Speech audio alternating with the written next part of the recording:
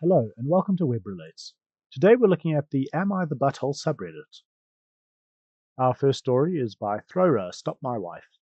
Am I the butthole for telling my wife if she ran her mouth again about our daughter's achievements to another couple whose son didn't fare well? I will publicly call her out and embarrass her. My wife and I have a 16-year-old daughter who just cleared a highly competitive exam. Now we are extremely proud of her, and my wife sort of brags about this in her circle of friends, which is fair, I guess. No big deal. However, we do have a couple in a different social circle whose son, 16 male, couldn't clear his exam, and my wife knows.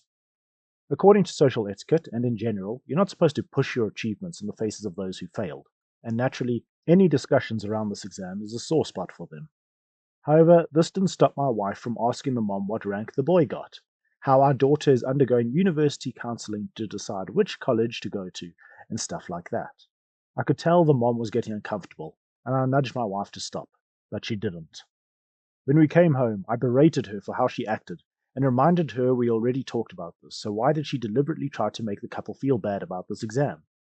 She tried to plead plausible deniability, but I set the record straight and said if she ran her mouth again like that, I'll call her out in front of everyone and embarrass her.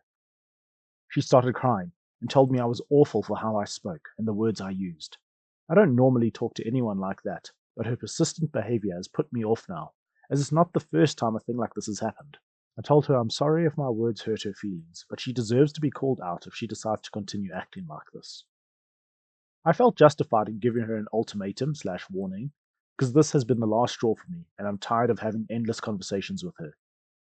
This was the only way to get through to her. Now, I think this is an interesting one because initially I wouldn't say that anyone is the butthole. It is normal for a parent to be proud of their children's accomplishments and express this, and of course others should expect to hear this to some degree. Maybe the husband could have handled things better, but as he mentioned, this is not the first time this has happened, and ultimately the wife is probably the butthole because she refuses to pick up on social cues and know when enough is enough. Warm Addendum asks, am I the butthole for calling my sister-in-law to pay her own breakfast bill? My father-in-law has breakfast every Saturday morning at a restaurant. He gets there at 6 a.m. when they open and usually stays until 8:30 or so. His kids and grandchildren drop in and out. Most do not stay the whole time, and they either pay their own checks on the way out or leave him cash to cover their bill, and he pays before he leaves. Last Saturday I went late and crossed him leaving. My wife and daughters waited for me. I ordered and they chatted while I ate. They headed home while I went to the counter to pay the check. It was $171. I immediately asked for an itemized receipt, and after a bit of hesitation, the waitress provided it. I took one look, and I knew I had been stuck with my sister-in-law's check too. The waitress confirmed that she had been there early and didn't pay before leaving. The waitress assumed someone else would pay, as they sometimes do. I requested that she separate the checks. My family of 4 was $60. Sister-in-law's family of 3 was $111. The manager came over to discuss the situation and said I could pay. Sister-in-law could come within 30 minutes and pay, or he would call the police. I called sister-in-law and she said she was out of town and asked me to pay it and she'd pay me later. I told her she could Venmo or Cash App me right away and I'd pay it. She asked the total and I told her. She then asked what her share was and I told her that was her total, as we had separate checks. She didn't understand how breakfast for 3 could be $111. I read the ticket. Coffee, orange juice, milk and Coke for everyone equals 4 times $3 each times 3 people equals $36. Double cheeseburger with fries, $15. Side of hash browns, $3. Add grilled onions and mushrooms, $2. Add extra cheese, $2. Add bacon, $3. All equals $25. All meat omelette meal, $12. Add a side of bacon, $3. Add stack of pancakes, $5. All equals $20. French toast, $10. Add blueberries, $1. Add strawberries, $1. Add side of bacon, $3. Add grits, $3. Add cheese, $2. All equals $20. Equals 101 plus tax, $10. $111. She said she didn't understand how it added up to so much. I told her that was how her family always ordered, so I didn't understand how she didn't understand how all the extra things add up. But I wasn't willing to spend my whole Saturday dealing with it. She could send me money right now, or pay her check, or I was leaving without paying it. She sent me the exact amount, no tip. I paid, tipped the waitress, and left. I told my wife, and she said that her sister never leaves enough to cover her bill. Sister-in-law called my father-in-law and complained that her day was ruined. They were planning to go to the opening weekend of the water park and buy season passes, but couldn't afford it after paying for breakfast. He thinks I'm a jerk for putting her on the spot, knowing that she probably couldn't afford the $100 plus for breakfast. He says he forgot she had been there and thinks I should have just paid and asked for the money later, and says he would have paid me if she didn't. So, am I the butthole for asking a 30-something-year-old woman to pay for her own forgotten breakfast check and insisting that she paid me right away because she has a history of not repaying debts? Easily not the butthole. She, however, is. Our next story is an old one from 2 years ago by Complex Ad. Am I the butthole for serving my guests disgusting food? I was at the butcher looking for some cheap meat to use for tacos at my housewarming party. My wife got me a kick-butt new smoker and I wanted to try it out. The butcher mentioned that he had some beef tongue and beef cheeks. I went weak in the knees. I love those cuts of beef. So much flavor. And proper barbacoa is made from that. So I picked it up. I prepared it the way I was taught by my grandfather. It was awesome. Smoking it makes it so tender. I made tortillas from scratch as well. We had our party and everyone enjoyed the food, until my wife's brother's girlfriend asked for the recipe.